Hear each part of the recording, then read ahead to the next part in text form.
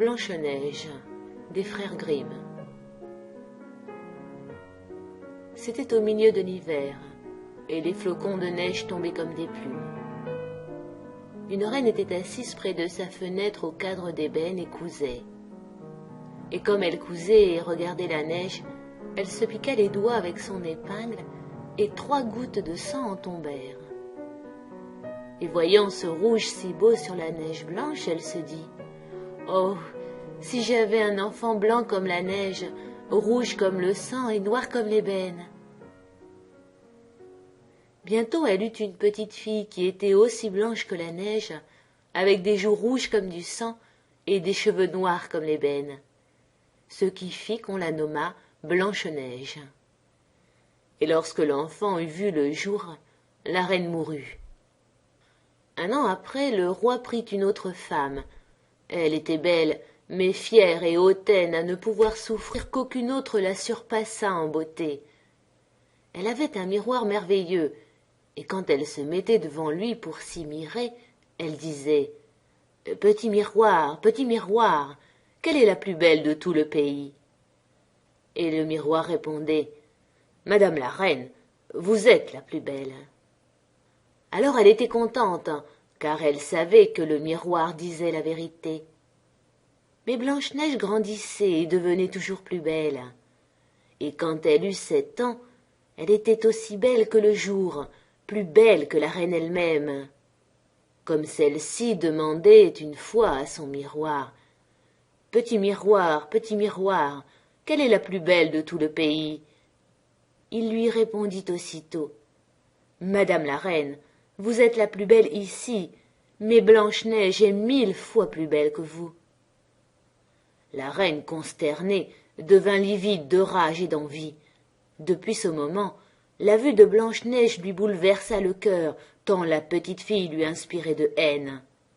L'envie et la jalousie ne firent que croître en elle, et elle n'eut plus de repos ni jour ni nuit.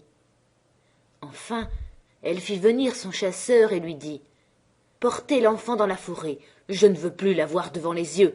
Là vous la tuerez, et vous m'apporterez son foie et ses poumons comme preuve de l'exécution de mes ordres. » Le chasseur obéit et emmena l'enfant avec lui.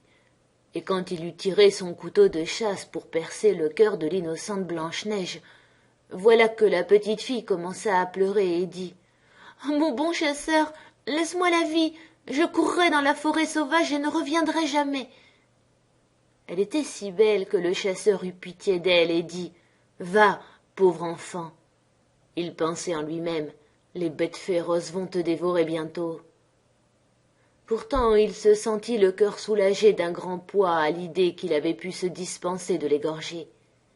Et comme il vit courir devant lui un marcassin, il le tua, en prit le foie et les poumons, s'en fut les présenter à la reine qui les fit bien assaisonner et cuire. Et la méchante femme crut manger la chair et le sang de Blanche-Neige. Pendant ce temps, la pauvre enfant errait toute seule dans l'épaisse forêt, et elle avait si grand-peur qu'elle regardait d'un air inquiet tous les arbres et toutes les feuilles, ne sachant où trouver du secours. Puis elle se mit à courir sur les pierres pointues et sur les épines, et les bêtes féroces bondissaient à côté d'elle, mais sans lui faire aucun mal. Elle courut aussi longtemps que ses pieds purent la porter jusqu'à la brune, et elle aperçut alors une petite cabane où elle entra pour se reposer. Tout dans cette cabane était petit, mais si gentil et si propre qu'on ne saurait le décrire. Il y avait une petite table recouverte d'une nappe blanche, avec 7 petites assiettes, chaque assiette avec sa petite cuillère, puis 7 petits couteaux, 7 petites fourchettes et 7 petits gobelets. Contre le mur, il y avait 7 lits l'un à côté de l'autre, couverts de draps blancs comme la neige. Blanche-Neige avait très faim et très soif. Elle mangea une cuillerée de légumes avec une bouchée de pain dans chaque assiette et but dans chaque gobelet une goutte de vin, car elle ne voulait pas prendre une seule part tout entière. Puis, comme elle était fatiguée, elle essaya de se coucher dans un des petits lits. Mais l'un était trop long, l'autre trop petit, et enfin il n'y eut que le 7e qui fût à sa taille. Elle y resta donc, fit sa prière et s'endormit. La nuit venue, les maîtres de la cabane arrivèrent. C'étaient des nains qui cherchaient de l'airain et de l'or dans les montagnes. Ils allumèrent leurs petites lampes, et quand le logis fut éclairé, ils virent bientôt que quelqu'un avait passé par là, car tout n'était plus dans le même ordre où ils l'avaient laissé. Le premier dit « Qui s'est assis sur ma chaise ?» Le second « Qui a mangé dans mon assiette ?» Le troisième « Mais qui a pris de mon pain ?» Le quatrième « Qui a touché à mes légumes ?» Le cinquième « Qui a piqué avec ma fourchette ?» Le sixième « Mais qui a coupé avec mon couteau ?» Et le septième « Qui a bu dans mon gobelet ?» Puis le premier se retourna et vit que son lit était un peu affaissé. « Qui s'est couché dans mon lit ?» dit-il. Et les autres d'accourir et dirent « Dans le mien aussi, il y a eu quelqu'un. » Mais le septième, en regardant son lit, aperçut Blanche-Neige qui y était couchée et dormait. Il appela ses frères qui se hâtèrent de venir et se récrièrent d'étonnement, et chacun fut chercher sa lampe pour mieux contempler Blanche-Neige. « Oh mon Dieu, répétaient les nains, que cette enfant est belle !» Ils étaient ravis de l'admirer et se gardèrent bien de l'éveiller. Le septième nain dormit 1 heure dans le lit de chacun de ses compagnons jusqu'au point du jour. Le matin, quand Blanche-Neige sortit de son sommeil, elle vit les petits hommes et fut effrayée. Mais ils se montrèrent fort aimables et lui demandèrent son nom. « Je me nomme Blanche-Neige, » dit-elle. « Par quel hasard, reprirent les nains, es-tu venue dans notre maison ?» Alors elle leur conta son histoire, comment sa belle-mère avait voulu la faire tuer, comment le chasseur l'avait épargnée, et comment elle avait couru tout le jour jusqu'à ce qu'elle rencontrât la petite cabane. Les nains lui dirent « Veux-tu faire notre ménage, les lits, la cuisine, coudre, laver, tricoter ? En ce cas, nous te garderons avec nous, et tu ne manqueras de rien. » Blanche-Neige leur promit tout ce qu'ils désiraient et resta chez eux. Elle vaquait aux soins du ménage. Le matin, les nains s'en allaient pour chercher dans les montagnes de l'airain et de l'or, et le soir, ils rentraient au logis où le dîner devait se trouver prêt. Toute la journée, la jeune fille était seule, et ils l'avertissaient en partant de se tenir sur ses gardes. Car, disaient les bons petits hommes, ta marâtre saura bientôt que tu es ici, n'ouvre à personne. Cependant, la reine, qui croyait avoir mangé la chair et le sang de Blanche-Neige, pensait bien être de nouveau la plus belle femme du pays, et pour en avoir l'assurance, elle se mit devant son miroir et lui dit « Petit miroir, quelle est la plus belle de tout le pays ?» Aussitôt le miroir de répondre « Madame la reine, vous êtes la plus belle ici, mais Blanche-Neige au-delà des montagnes, chez les 7 petits nains, est 1000 fois plus belle que vous. » La reine pâlit de colère. Elle savait que le miroir ne mentait pas, et elle reconnut que le chasseur l'avait trompée et que Blanche-Neige vivait encore. Elle songea derechef au moyen de la tuer, car aussi longtemps qu'elle ne serait pas la plus belle, elle sentait qu'elle n'aurait pas de repos. Enfin, elle imagina de se grimer le visage et de s'habiller en vieille marchande, de façon à se rendre méconnaissable. Ainsi déguisée, elle alla dans les 7 montagnes, chez les 7 nains, frappa à la porte de la cabane et cria « De belles marchandises, achetez, achetez !» Blanche-Neige regarda par la fenêtre et dit « Bonjour, ma bonne femme, que vendez-vous là ?»« De bonnes marchandises, de belles marchandises !» reprit l'autre, « des lacets de toutes les couleurs !» Et elle tira de sa boîte un lacet tressé de soie de diverses couleurs. « Je peux laisser entrer cette brave femme, » pensa Blanche-Neige. Et tirant le verrou de la porte, elle ouvrit à la vieille et lui acheta le beau lacet. « Enfant, dit la vieille, de quelle façon êtes-vous lacée ?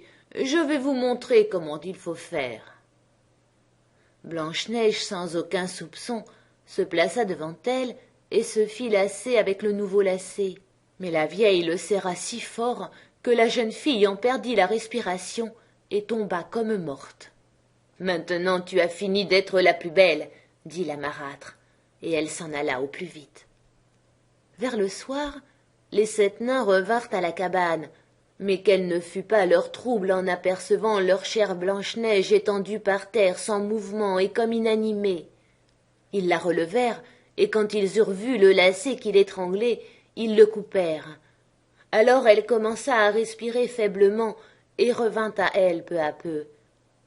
Les nains écoutèrent le récit de ce qui s'était passé et dirent « La vieille marchande n'était autre que la reine. Prends garde de n'ouvrir à personne désormais en notre absence. » La méchante reine, dès qu'elle fut de retour chez elle, alla droit à son miroir et lui demanda « Petit miroir, quelle est la plus belle de tout le pays ?» Et le miroir magique de répondre « Madame la reine, vous êtes la plus belle ici, mais Blanche-Neige au-delà des montagnes, chez les 7 petits nains, est 1000 fois plus belle que vous. » Lorsque la reine entendit cela, tout son sang se porta au cœur, tant sa colère fut violente à l'idée que Blanche-Neige était en vie. « À présent, dit-elle, il faut que je trouve un moyen infaillible de la perdre. » Et avec son art de sorcière, elle fabriqua un peigne empoisonné. Puis elle se déguisa de nouveau sous la figure d'une autre vieille bohémienne. Elle s'en fut par les 7 montagnes chez les 7 nains, frappa à la porte et dit « Bonne marchandise à vendre, achetez !»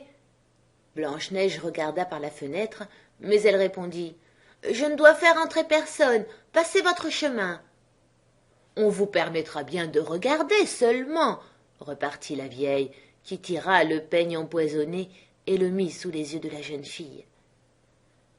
Il plut tellement à celle-ci qu'elle se laissa entraîner à ouvrir la porte. Lorsqu'elle eut acheté le peigne, la vieille dit « Attends, je vais te peigner comme il faut. » La pauvre Blanche-Neige, sans nulle méfiance, laissa faire la vieille. Mais à peine avait-elle entré le peigne dans les cheveux de sa victime que le poison commença à agir et que la jeune fille tomba roide par terre comme frappée de mort. « Eh bien, ma belle, » dit la vieille en ricanant, « cette fois c'en est fait de toi. » Puis elle sortit. Par bonheur, le soir approchait, et c'était l'heure de retour des nains. En voyant Blanche-Neige étendue ainsi, ils pensèrent tout de suite à sa belle-mère et cherchèrent partout la cause de ce qui venait d'arriver. Ils mirent la main sur le peigne empoisonné, et à peine l'eurent-ils retiré que Blanche-Neige reprit connaissance et raconta ce qui avait eu lieu. Les nains lui recommandèrent plus vivement que jamais de ne laisser pénétrer personne jusqu'à elle. Tandis que la charmante enfant triomphait pour la 3e fois de ses embûches, la reine dans son palais consultait le miroir suspendu au mur. « Miroir, petit miroir, qui est la plus belle de tout le pays ?» Et comme naguère il répondait « Madame la reine, vous êtes la plus belle ici, mais Blanche-Neige au-delà des montagnes chez les 7 petits nains est 1000 fois plus belle que vous. » Lorsque la marâtre entendit cette nouvelle réponse, elle trembla de fureur. « Blanche-Neige mourra, s'écria-t-elle, quand il devrait m'en coûter la vie. » Puis elle s'enferma dans une chambre secrète où personne n'entrait et y prépara une pomme empoisonnée, superbe à voir, blanche et rose de peau, fraîche à croquer. Cette pomme avait le pouvoir de tuer quiconque en goûterait un morceau. Lorsqu'elle l'eut bien apprêté, la reine se peignit la figure et, déguisée en paysanne, retourna dans les 7 montagnes au pays des 7 nains. Parvenue à la cabane où demeurait Blanche-Neige, elle frappa, et la jeune fille mit la tête à la fenêtre. « Je ne dois laisser entrer personne, dit-elle, les nains me l'ont défendu. »« Soit, répliqua la paysanne, cela m'est égal, on m'achètera mes pommes ailleurs.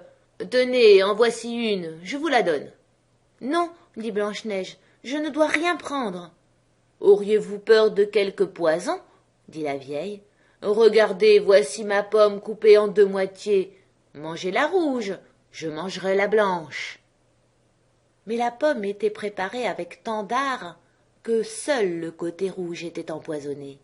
Blanche-Neige avait envie de la belle pomme, et lorsque la paysanne se mit à en manger la moitié, la pauvre petite ne put y tenir davantage. Elle tendit la main et prit la moitié où se trouvait le poison. À peine ses lèvres s'y furent-elles posées qu'elle tomba morte sur le sol. La reine la considéra avec des yeux terribles, rit aux éclats et dit « Blanche comme neige, rouge comme sang, noire comme l'ébène, cette fois-ci les nains ne te réveilleront point. » Et lorsqu'elle interrogea son miroir, selon sa formule habituelle, « Petit miroir, quelle est la plus belle de tout le pays ?» il répondit enfin, « Madame la reine, la plus belle, c'est vous. » Alors le cœur envieux de la marâtre fut satisfait autant que peut l'être un cœur envieux. Les nains, en arrivant à la maison le soir, trouvèrent Blanche-Neige étendue encore une fois par terre, sans haleine et sans mouvement. Ils la relevèrent, cherchèrent la cause de ce nouveau malheur, la desserrèrent, peignèrent ses cheveux et lui lavèrent le visage avec de l'eau et du vin. Mais rien n'y fit, la pauvre enfant était morte et resta morte. Ils la couchèrent dans une bière et se mirent tous les 7 autour d'elle, veillant et pleurant pendant 3 jours. Puis ils voulurent l'enterrer, mais elle avait si bien l'air d'une personne vivante, tant ses joues étaient fraîches et roses, qu'ils se dirent « Nous ne pouvons la mettre dans la terre noire. » Ils lui firent un cercueil de verre pour qu'on pût la voir de tous côtés, l'ensevelirent dedans et écrivirent dessus en lettres d'or qu'elle était fille de roi et se nommait Blanche-Neige. Ensuite ils placèrent le cercueil sur le haut de la montagne, et l'un d'eux restait toujours auprès d'elle pour la garder. Les oiseaux vinrent aussi pleurer Blanche-Neige. Le premier fut un hibou, le second un corbeau, et le troisième une colombe. Blanche-Neige était ainsi depuis bien longtemps dans son cercueil, et ne changeait pas de figure, ne semblant toujours qu'endormie, car elle était toujours blanche comme neige, avec des joues rouges comme du sang, sous ses beaux cheveux noirs comme l'ébène. Or il advint qu'un fils de roi, allant par la forêt, arriva chez les nains pour y passer la nuit. Il vit Blanche-Neige couchée dans le cercueil de verre sur la montagne, et lut ce qui s'y trouvait écrit en lettres d'or. Alors il dit aux nains, « Livrez-moi ce cercueil, je vous donnerai ce que vous voudrez. » Mais les nains répondirent, « Nous ne le livrerions pas pour tout l'or du monde. » « Eh bien, reprit-il d'un ton suppliant, faites-m'en présent, car je ne peux plus vivre sans voir Blanche-Neige. » Les bons petits nains, touchés de ses prières, eurent pitié de lui et lui permirent d'emporter le cercueil.